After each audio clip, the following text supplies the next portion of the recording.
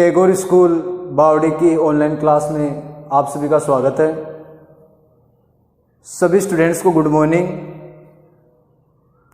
हमारी क्लास का आज 8वां दिन है। हमने कल पढ़ा था एक संकर संकरण, द्विसंकर संकरण, फिनोटाइप, जीनोटाइप, इनकी परिभाषाएं देख ली थी। अब देखो, जैसे हम बात करें, अगली जो परिभाषा हम देखेंगे वो देखेंगे त्रिसंकर संकरण। त्रिसंकर संकरण। इससे पहले देखो, जैसे हम बात करें, यदि कल की दो परिभाषा याद है, एक तो एक संकर संकरण है और द्विसंकर संकरण है, तो त्रिसंकर संकरण की परिभाषा में कोई भी दिक्कत नहीं आएगी। ठीक है। एक संकर संकरण किसे कहते हैं? कल की परिभाषा में हमने देखा था कि वह संकरण है जिसमें एक लक्षण की वंशागति का अध्ययन किया जाता है, उसे एक संकर संकरण कहा जाता है। कितने लक्षण की वंशागति का? एक लक्षण की वंशागति का। दूसरी परिभाषा देखी थी उसके बाद में, द्विसंकर संकरण है जिसमें कितने लक्षण की वंशागति का अध्ययन किया जाता है? दो लक्षण की वंशागति का अध्ययन। आज हम परिभाषा देखेंगे त्रिसंकर संकरण है जिसमें कितने लक्षण की वंशागति का अध्ययन किया जाता है? तीन लक्षण की वंशागति का अध्ययन किया जाता है। तो हम इसमें लिखेंगे क्या कि वह संकरण है जिसमें तीन लक्षणों की वंशागति का अध्ययन किया जाता है, उसे त्रिसंकर संकरण कहा जाता है। तो लिखो, इसमें क्या लिखना है? वह संकरण है, वह संकरण है जिसमें तीन लक्षणों की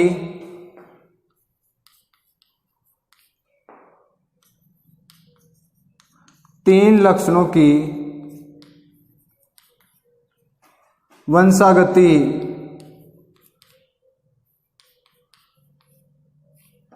का अध्ययन किया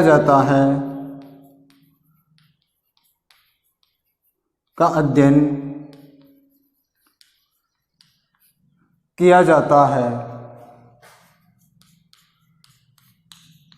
उसे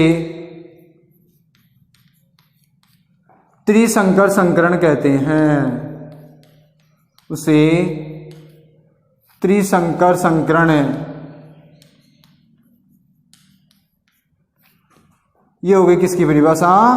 त्रिसंकर संकरण की, जो एक संकर संकरण है और द्विसंकर संकरण के ही समान है।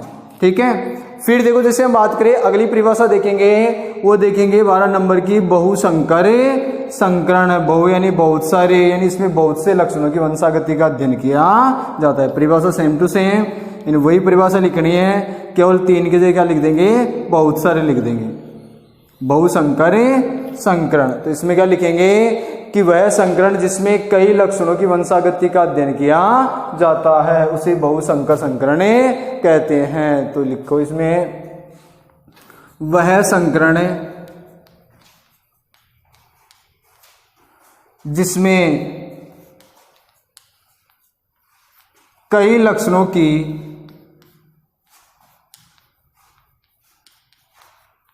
का अध्ययन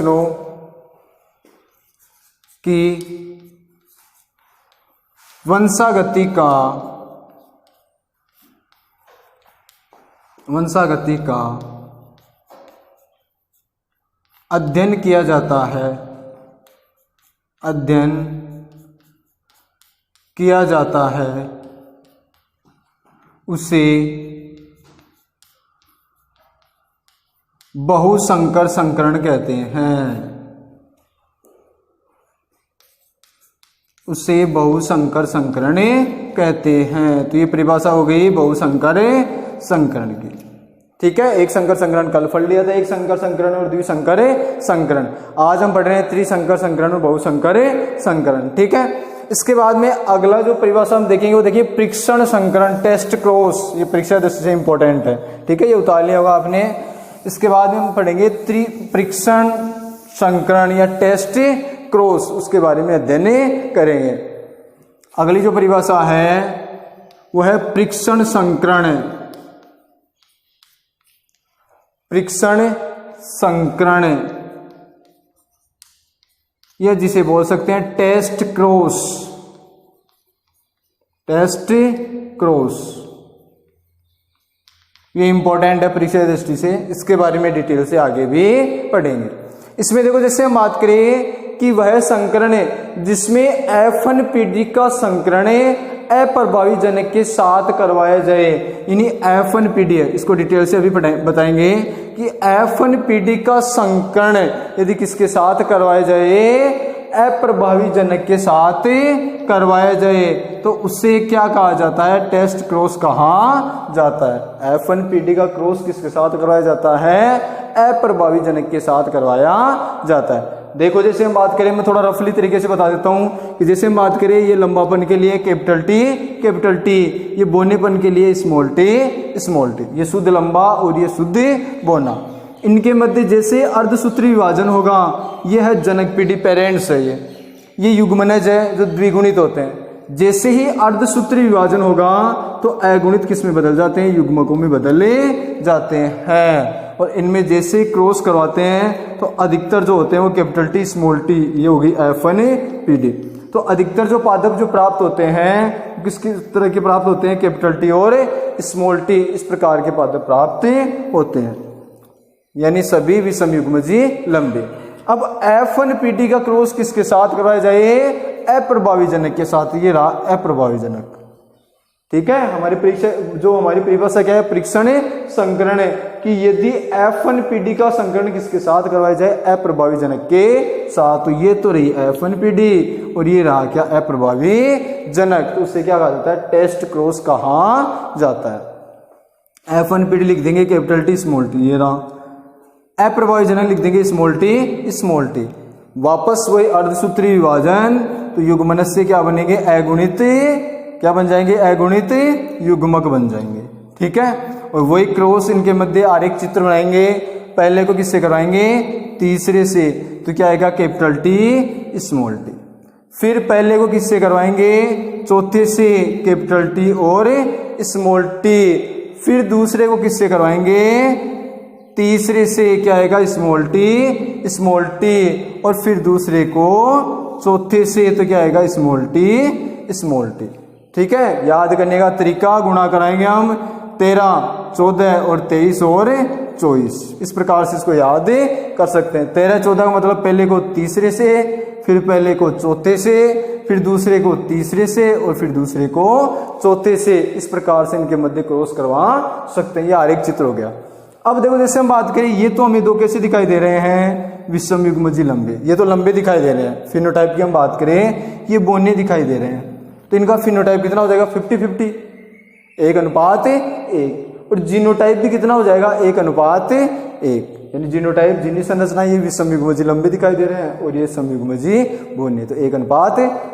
तो ये हम बाद में पढ़ेंगे, केवल यहाँ पर क्या देखेंगे, केवल परिभाषा। अब देखो इसकी परिभाषा लिखेंगे कि वह संकरण है जिसमें F1PD का संकरण किसके साथ करवाया जाए, अप्रभावी जनक के साथ करवाया जाए, उससे क्या कहा जाता है, परीक्षण संकरण या टेस्ट क्रॉस कहा जाता है। तो इसमें हम लिखेंगे वह संकरण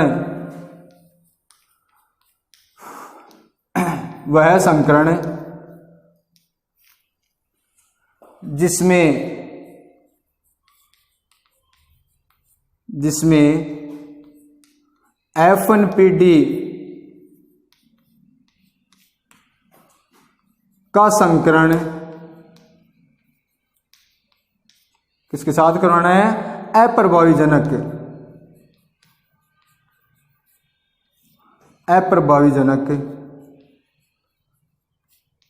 के साथ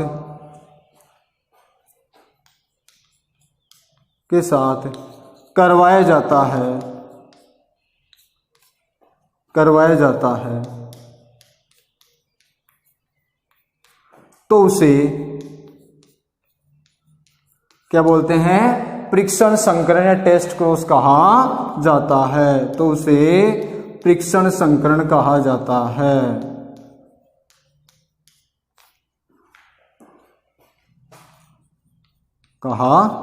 ये परिभाषा किसकी होगी, परीक्षण संकरण की। ठीक है, ये परिभाषा हो गई परीक्षण संकरण की, यानी F1PD का संकरण अप्रभावी जनक के साथ करवाया जाए तो उससे क्या कहा जाता है, परीक्षण संकरण कहा जाता है। इसके बाद में अगली जो परिभाषा देखेंगे वो देखेंगे संकर पूर्वज संकरण या फिर पश्चिम संकरण, इसको उतार लो, या फिर बैक क्रॉस। अगली जो परिभाषा होगी वो होगी संकर पूर्वज संकरण। अगली जो परिभाषा है उसके बारे में पढ़ेंगे संकर पूर्वज।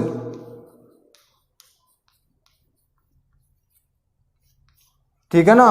या फिर हम बात करेंगे पश्च संकरण, पश्च यानी पीछे की तरफ, पूर्वज यानी पहले वाले, पश्च संकरण, या इसे हम बोल सकते हैं बैक क्रॉस,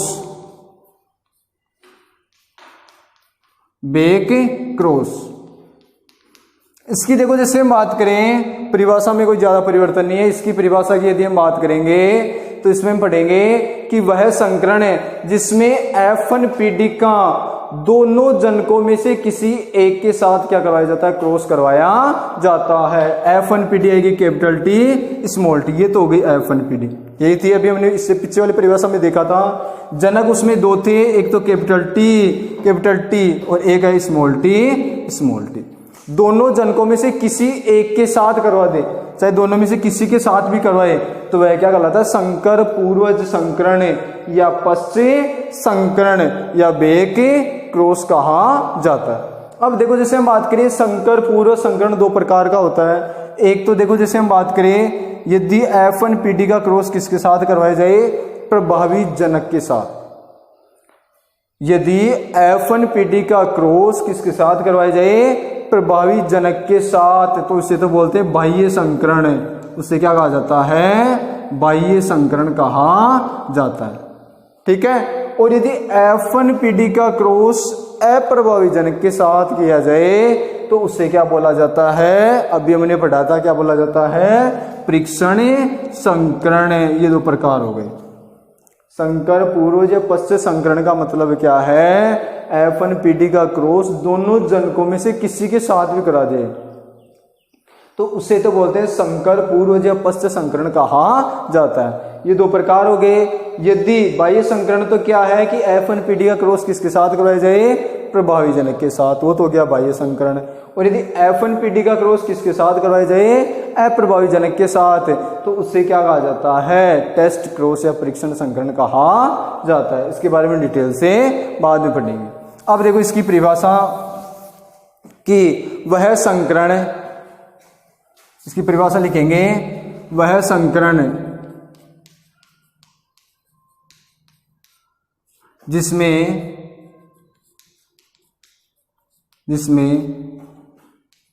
F1PD का संकरण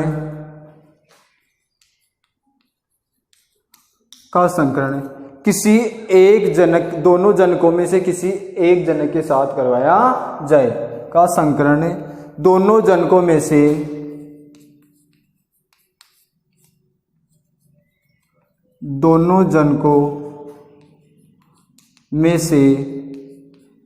किसी एक के साथ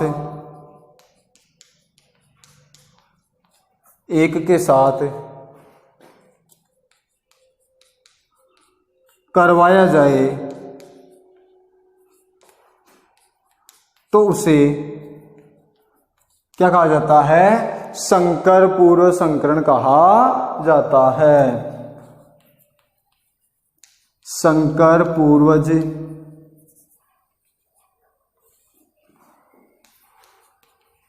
संकरण कहा जाता है। ये होगी किसकी परिभाषा, संकर पूर्वज संकरण की। ठीक है, कि वह संकरण, मेरे साथ बोलोगी परिभाषा, वह संकरण जिसमें F1PD का संकरण दोनों जनकों में से किसी एक के साथ करवाया जाए तो उसे संकर पूर्व संकरण कहा जाता है। ठीक है। इसके बाद में कल हम परिभाषा देखेंगे व्युत्क्रम संकरण की। अगली जो कल परिभाषा देखेंगे वो हम देखेंगे व्युत्क्रम संकरण।